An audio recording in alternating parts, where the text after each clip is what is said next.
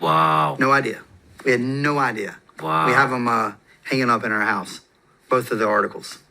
Hers is a wedding invitation, mine's an article. Super crazy. Very cool. So how I met my son is about that third or fourth night I was over at her house, and it was like in one of those old historical homes downtown Fayetteville that they turned into like an apartment complex with like 4 apartments.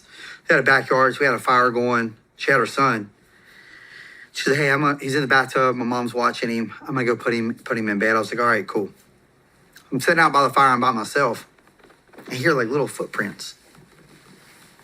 I'm like, oh, what is that? This kid runs over. He's like soaking wet.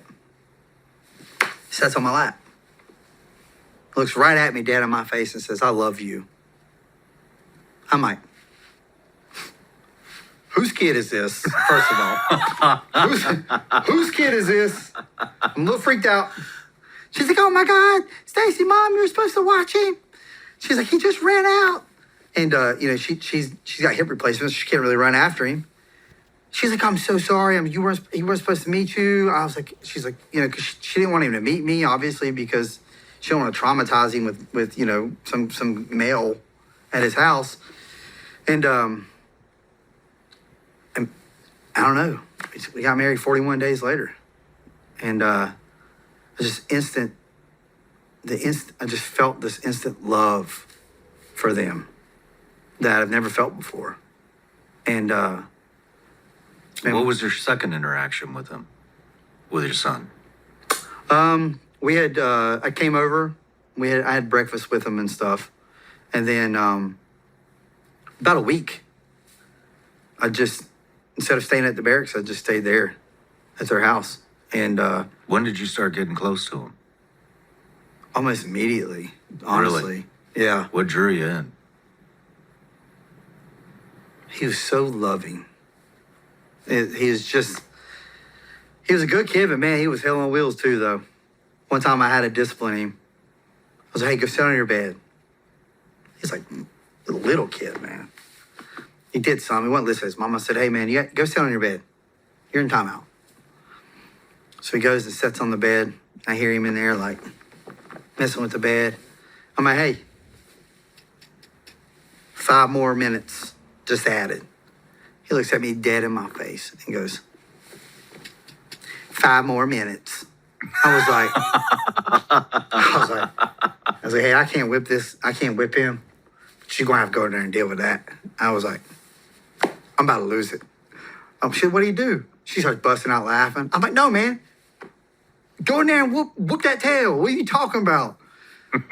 So, we've had a great relationship since day one. Since day one. It is just, it's just like he's my child. Since day one. And I wasn't trying to be his dad. He already had one. I didn't know anything at the time. Like his dad was he knows this, but his dad was very abusive. Like when I met my wife had screwing her windshields down. Not windshields, sorry. Her windows down in all of her, around the whole house, the whole apartment. She had like 5 or 6 locks on the inside of the doors, keeping them from being kicked in. So it was I never knew at the time. I didn't know anything about that. I always thought it was weird. I thought, okay, well, maybe somebody previous to this, but yeah, the windows were locked. Back door had the same thing. It was a pretty bad situation that I came into, but I found it out weeks later. And I was like, Mama, she's like, she didn't tell me. Her mom told me. And I confronted her about it. She's like, I don't want you to leave. She's like, I'm sorry, but I feared if I told you, you would leave. It's hard to find somebody as a single mom anyways, but it's really hard to find somebody that has a crazy abusive ex. I'm not going nowhere. But all I ask for from here on out is honesty. And that's what our whole marriage has been, is honesty. And that was, we got married January 4th, 2012. Like 41 days later, went down, had a marriage at the courthouse, got married in a red button up with a cheetah print tie, Nice. Some Vans, man.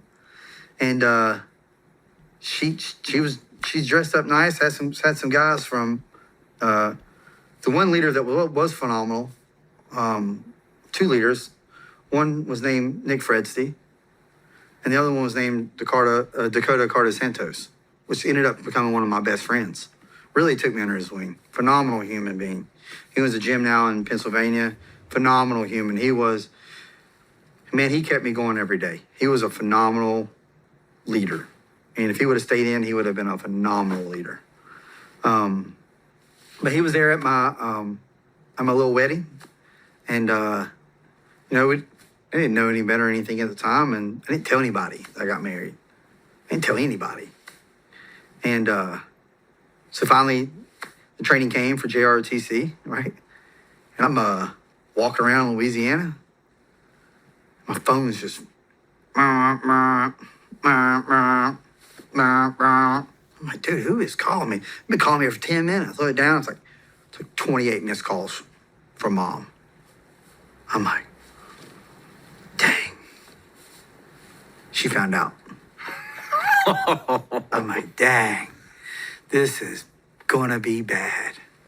So we carry on with the little training exercise we were doing. We get back to the little hooches, and I call her, and she's like, my grandma will be her mom. She should have been a CIA spy on Facebook. She could have found anything. She was the Facebook Farmville queen, man. She lived on it. She goes, well, mom said that on so-and-so, that so-and-so saw where you got married. She goes, are you married? I'm like, yes, I am. Yes, I am, Mom. She goes, oh my God, you're an idiot. And I'm like, they have a great relationship now. But I was like, she goes, I had to find out through your grandmother on Facebook. I'm like, sorry about that. I was like, makes you feel any better. Nobody else knew, unless you lived here. And so finally, man, we got through that, and then I deployed at the end of February. So I met my wife, got married in 41 days, went to training for a month, right after I got married, and then deployed 2 weeks after I got home. Wow. So. How'd you propose to your wife? A private way, you know. There's a little bar, restaurant downtown called Husk Hardware.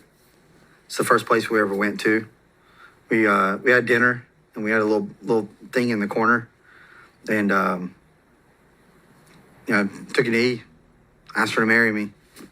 And I was shaking so bad. So I'm 21 years old. No, 22 at the time. I'm like, couldn't even get it out, right? And I just knew I loved her. That's all I knew. I just knew that, man, I don't even know, like, I've never even felt this kind of love, like,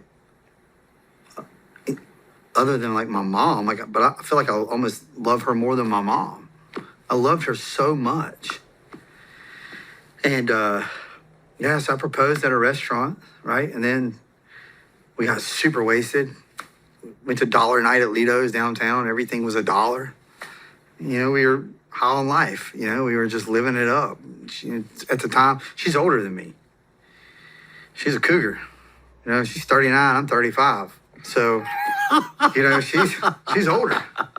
And, free haircuts for life, though. But, whatever. It's a perk. But I deployed. And then a couple weeks in deployment, my son's father found out that I was gone. He was infuriated. He was livid at this point. And because he hadn't even been around, really. But he just shows up and tries to cause violence. When you were there? Never when I was there. But once he found out I left, it was game on. There's police reports. Like, when I became a cop at Fabo, I kind of looked into some addresses and stuff. He actually tried to cut a pipeline at that apartment and try to blow the whole apartment up. What? Yeah. Before I was around. Like, Shawn, some of the most horrific things I've ever heard of to her. And I don't want to say them because they're her stories, but It was gnarly. It was really bad. So she's like, Blake, I don't know what to do. So call my mom. Hey, Mom, I got a favor to ask you. I'm like, it's going to be a hard favor, but I need Nicole and Stacy to come stay with you. I explained the situation. She said, tell them to come on. And she took them in. Took care of them. Made sure they were safe. And, but my wife, every other weekend, my wife had to drive to Fayetteville. 5-hour drive. She'd drop Stacy off on Friday. Drive back to West Virginia. Because his grandfather, his real dad's dad, had custody, not his dad. Because it's part of the good old boy system. He had a bunch of money in Fayetteville and knew the judges, and how that even worked out is backdoor deals. But she would turn around and drive 5 hours Sunday to go pick him up and then drive 5 hours back. She was driving 20 hours in a weekend. Wow. So, strong woman. But, and my mom took him in, and so it was just, it's a standard deployment. It was winter. It was starting to phase out of that winter time, right? We're starting to get into the fighting season that you always kind of hear about. When we first got to Fob Warrior, the Polish were still there, and Polish were crazy. Like they were somehow making like whiskey and or whatever they were making. Like them dudes were wild. Like it was cool to see that. It was a cool experience. And we were doing the exchange with them one time, and we were on a route, and there was an IED, and it was close to, we were like an hour away from like surf and turf, right? And dude, we're like, we'll call EOD to come out and look at this. Man, these dudes just start chucking grenades. They're just like, we'll blow it up. I'm like, this is not how we operate, right? Like, that seems kind of dangerous. And they're like, no, we got to eat. We got surf and turf. So I was like, this is wild. This is crazy. And, so finally they ended up leaving. And then, the rest of the big 82nd started coming in, right? Command Sergeant Major Love. Dude was a soup sandwich, man. And he was the head of everything. And it just got to the point where, like, hey, man, we're at war. We get mortared every day. Like, why do I got to wear a PT belt to go to the bathroom? Why do I got to wear a PT belt to go to the chow hall? What are we doing here? And that was when I was like, I have to get out of the 82nd. Because this is crazy. I'm wearing a PT belt, and I'm shaving in like horrible environments because I can't have like a little scruffle. Like, I'm shitting in MRE bags up at the outpost. Like, and I'm still having to shave up there. What is going on? It doesn't make sense. Everybody's stuck in this World War II. Guess what? That was great. They did great things. It's not World War II anymore, right? It's a different environment. Y'all can loosen up a little bit. This is not that long ago. Like, that's a long time. We can chill out a little bit. I don't need to shave and shit in an MRE bag. Like, nobody's bothering us. It was just, everything was ridiculous. But it was fun though. It started to really get to know the guys. We started forming as like a little team. We had gotten a new squad leader at the time. His name was Staff Sergeant Garcia Boches.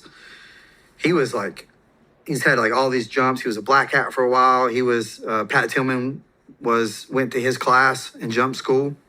So he was a awesome guy. Very old school though. But he looked out for us. Mm-hmm. And then before him, we had Nick Fredsty, who he deployed like 7 or 8 times to Afghanistan. Like, in my eyes, he was like a legend. Like, man, this guy's still alive. He's got 8 deployments in 10 years of his career. Like, he'd been deployed like all the time. And he was like, he was so chill. Like we had him as a squad leader for like 7 months. And man, he just taught you everything. Like he just took care of you. He just taught you everything. But I still couldn't go anywhere because we're locked in on an appointment. So then he got sent to another company, I think like Delta Company. And then we got Bochez, which was awesome to have. And then we deployed. But I mean, it actually felt good because there are a lot of good young guys in the 82nd. There's a lot of good dudes in the 82nd. You know, the conventional army has been overshadowed.